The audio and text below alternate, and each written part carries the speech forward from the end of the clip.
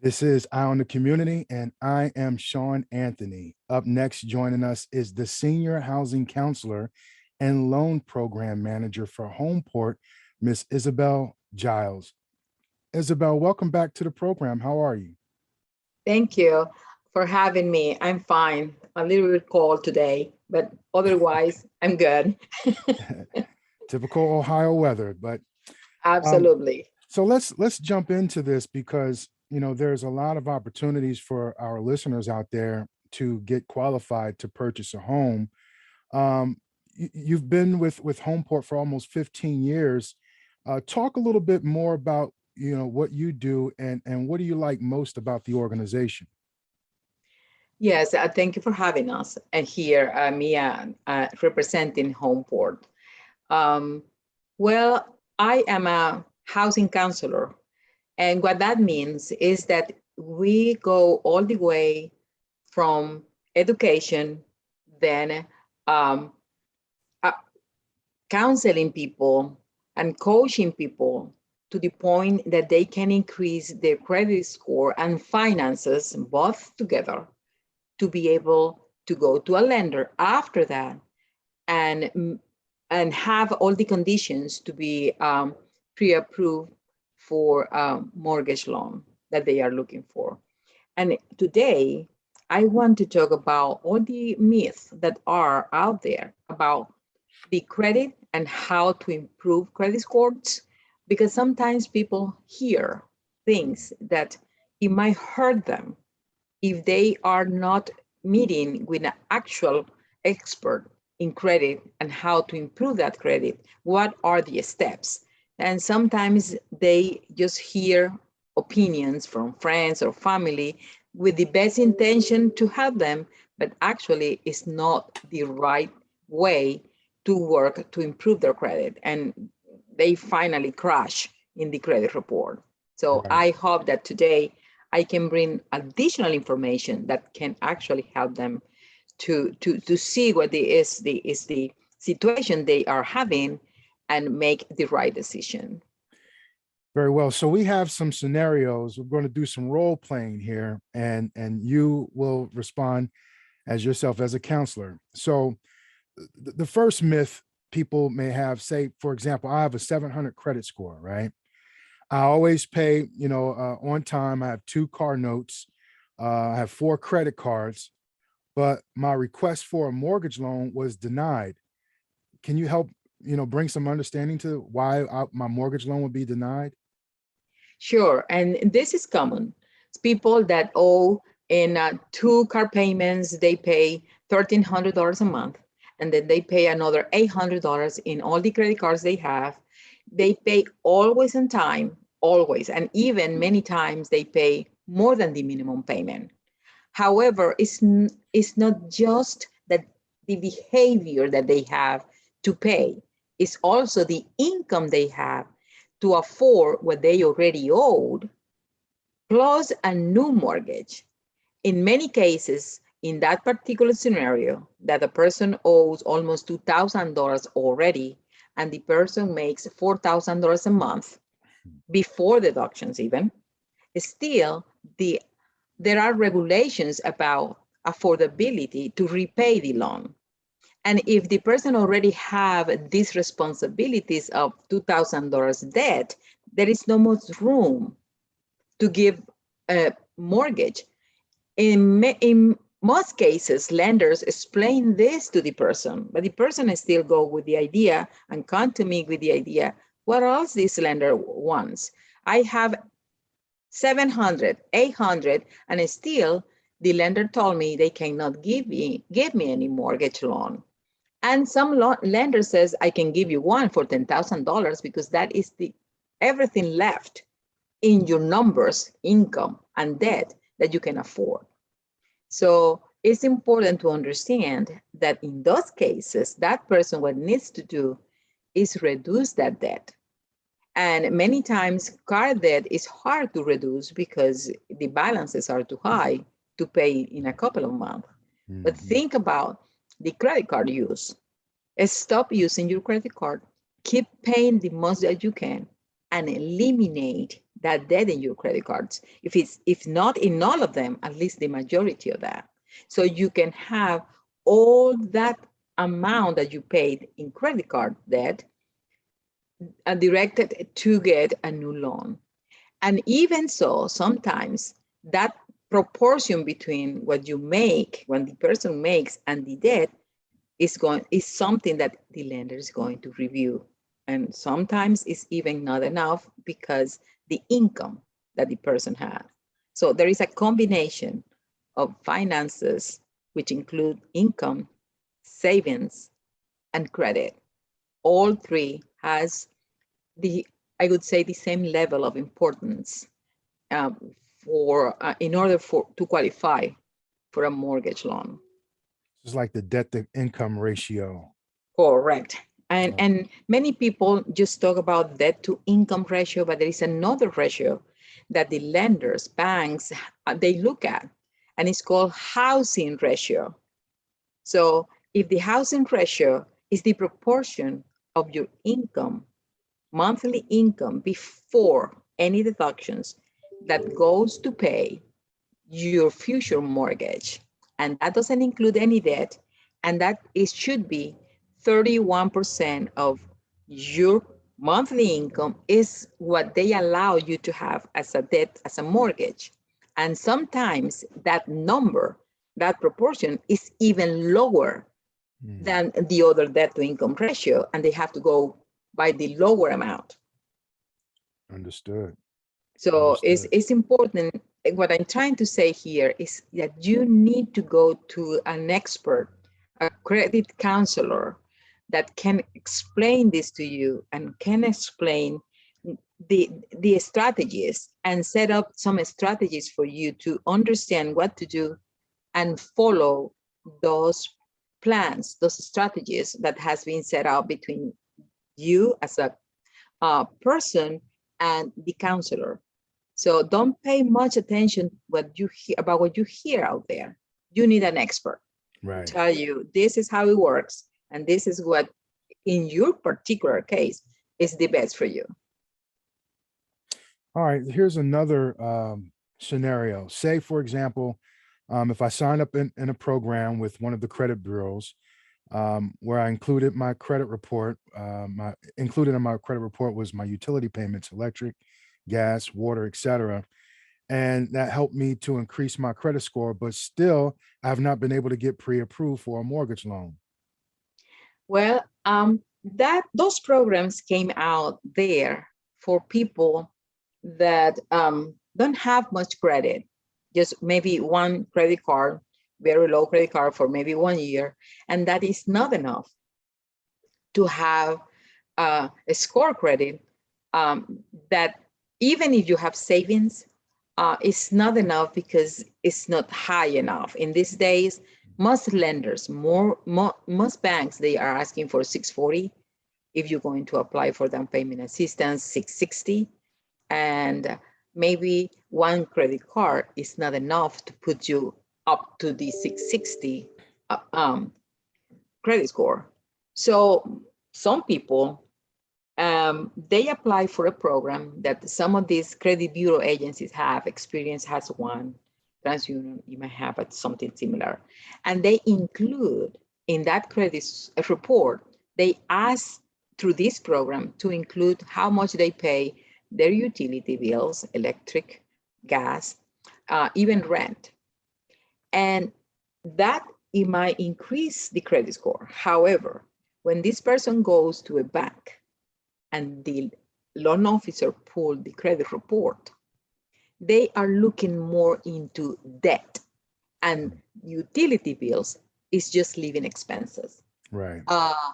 And that increased the credit score, but in the analysis that the underwriter does at the lending institution, they are looking for how much they pay their debt, which is just the one credit card. And many times they don't use that credit card frequently, so they cannot demonstrate how much actually they behave using credit and paying credit. It might be 1 year old, the credit card, but they use the credit card maybe once every 2 months. and there is no consistency. So the lender cannot see the actual behavior of this person paying just that one credit card. Of course, they have to pay the utilities because you need the electric, you need the water, you need the heat. Right. That doesn't count much. So it's not just the credit score, but what contain your report and the analysis that the underwriter does about it. And sometimes it's not enough for them to determine how you behave with debt, not with living expenses that most of us have to pay all these utilities, to live in a house. Right. And that's what I explain to my people. That is an artificial way to increase your credit score. But underwriters at the lending institution, they do their own analysis about this. And based on the actual debt, is when they make the decision, yes, you have enough credibility and lower risk for us to give you this loan. And remember, always the income, it makes a big difference also. Right. Okay. Say, for example, someone, got a car loan and someone told them that you getting a car loan is going to help increase your credit score to the level that's needed to get a mortgage loan. What would you say to that? Well, it depends on the income, because sometimes people open the car loan a couple of months or 6 months before applying because they think, okay, opening this type of loan is going to help me to increase the credit score, which is right.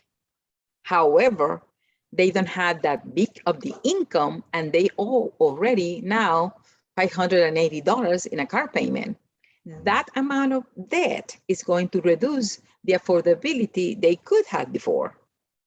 So again, sometimes people make decisions based on comments or the good intentions of friends, family, but that might be the right decision for that particular person. Mm-hmm. So always look for that expert. That at Homeport, we do credit counseling and doesn't cost anything.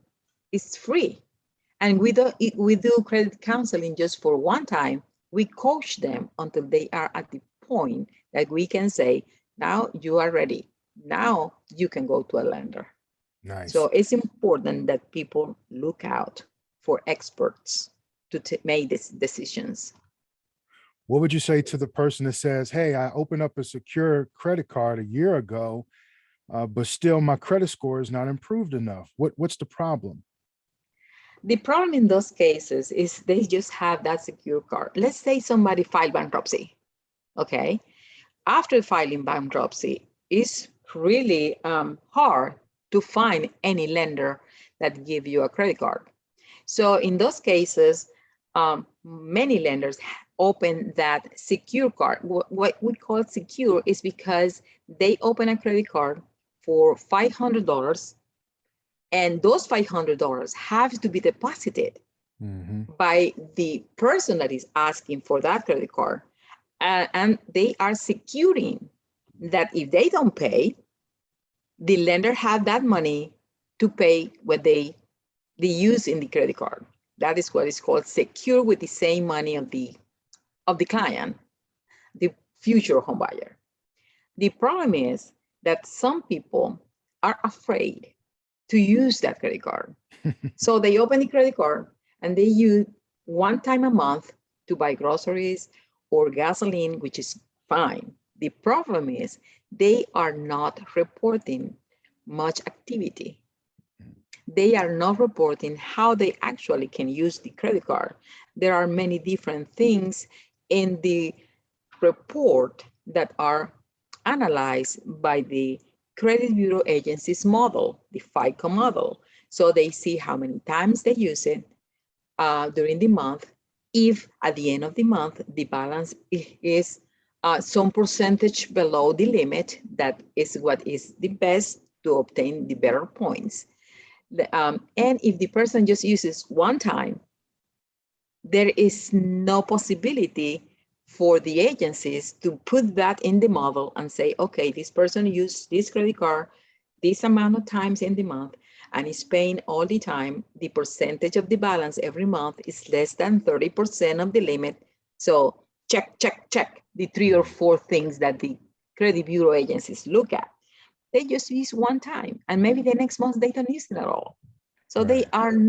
they don't have creating this credit history of use. And that is the problem. Okay, we gotta speed up a little bit here, but I have, say for example, I have 5 credit cards. I use them all the time and make all my minimum payments consistently every month, but my credit score remains low. What am I doing wrong?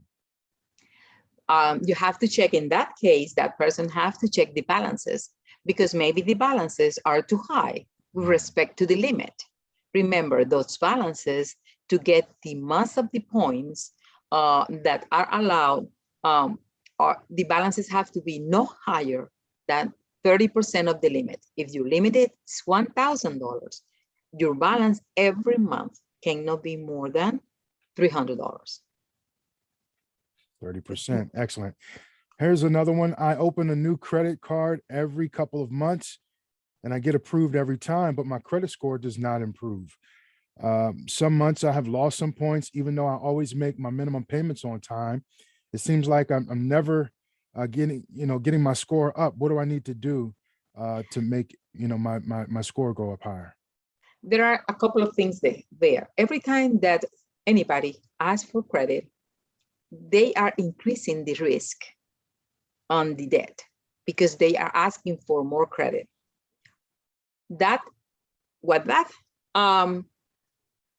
generate is a reduction in your current credit score between 2 and 5 points just for applying for new credit. So those 2 points or 5 points are reduced instantly, and that is called inquiry, because the creditor is inquiring in your credit because you are asking for more credit. So this person is just trying to increase the credit score. They open that credit card, but they actually don't need it. So they don't use it. So they lost 2 or 5 points. And since they don't use that new credit card, they are not showing any behavior in the use of that credit card. So they lost 5 points and they are not recovering anything. Mm-hmm. In those months, that person is going to have a lower credit score. So just open the credit that you need and when you need it. And if you open a credit card, even secure card, try to use it 4 or 5 times during the month, and always check that you pay gas or grocery shopping, things that you have to pay in cash anyway. So you have the money to pay that. If it's not at the end of the month, before the end of the month, to make sure that your balance is always 30% of that limit. If you open a $500 credit card, the 30% of that is $150. So make sure that your balance at every month is no more than that. Excellent. And last one, for someone that says, hey, I always pay cash for everything, I have no credit history, is that good or bad? And what is the best way to start creating good credit to be able to start off with a good profile to obtain a mortgage loan? I would recommend to those people that always pay cash, never ever apply for credit. They are clean. They don't have any credit history. Don't start one right now. If you pay always in time, there are banks that they have programs that approve people with non-traditional credit. That means that they receive authorization from the buyer to contact landlord, to contact AT&T, to contact Verizon, to contact childcare, wherever they have. They need 3 lines, and the lender contact them. If the responses are positive, they create a score for this person. Okay. And with that score, this lender will be able to approve them if this score is good. If they prove that they pay all these 3 lines of credit well. If many people make the mistake to say, oh, you need to start with a secure credit. Oh, that many times take away the possibility of using non-traditional credit, because now they do have credit. Right. And they have to wait for a year for a secure card, or 8 months, or whatever the case may be, to be able to apply for a loan. If you never apply for credit, you don't have to apply for a secure card. If you always pay everything on time, there are other ways. There are banks that work with non-traditional credit that they can give you a loan as the same as every other person. It's not like they're going to give you less money or higher interest rate. No, it will be the same. And this program, non-traditional credit loans, has been there forever, but people don't understand that. Right. Ms. Giles, this has been some very valuable information. I appreciate you taking out the time to share this with our listeners. Real quick, before we conclude, how can people get more information on Homeport and utilize your services? Well, they can contact Homeport at 614-221-8889. 8881, and or they can contact Homeport 614-545-4895 and leave a message for the person right there. Her name is Mercedes Wilson, and ask for an appointment for credit counseling. And she will contact you. That person, it will send all the forms that need to be sent, the information that they need to submit, so we can review that information. We pull to credit, experience, and TransUnion. And based on that information, we analyze the situation based with the income of the person, the list of expenses based on the bank statements. We review the whole paramount case of every person. And remember, every person is different. So no, because your friend he needed 3 or 4 months to get ready to apply for a loan, that it might be your case, because depending on your case, you might need 6 months or 2 months. So make sure that you contact Homeport 614-221-8889 or 614-545-4895 and ask for a credit counseling session. It won't be just the first time, it will be all the time until you get ready, and that it will be discussed with you by the counselor. And I hope that you do that. There are a lot of people that have all these myths, and until they don't clarify exactly what they need to do, they may make mistakes that can take some time to repair these mistakes they do to get the loan. Excellent. Thank you so much, Ms. Isabel Giles, the Senior Housing Counselor and Loan Program Manager for Homeport. Thank you for sharing this information. You take care now.